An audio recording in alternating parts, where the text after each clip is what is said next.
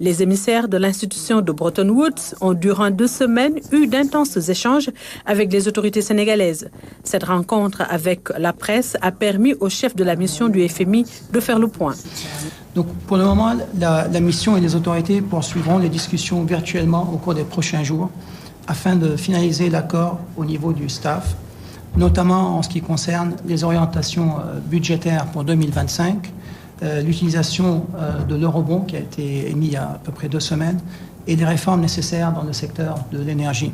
Le Sénégal pourrait bénéficier d'une enveloppe de 230 milliards de francs CFA dans les prochains jours si un accord sur les réformes préconisées par le FMI est conclu.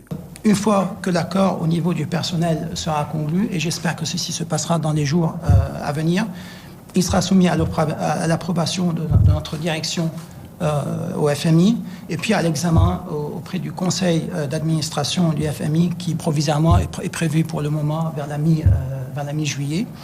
À l'issue de l'examen par le conseil d'administration, le Sénégal aura accès à peu près à 230 milliards de francs CFA. Le mécanisme élargi de crédit, la facilité élargie de crédit et la facilité de résilience et de durabilité, 3 programmes soutenus par le FMI. Tous les critères de réalisation quantitative en fin décembre ont été respectés. Tous les indicateurs quantitatifs aussi à la fin décembre ont été atteints, à l'exception d'un seul qui porte sur la valeur nominale de la dette publique qui a dépassé son seuil.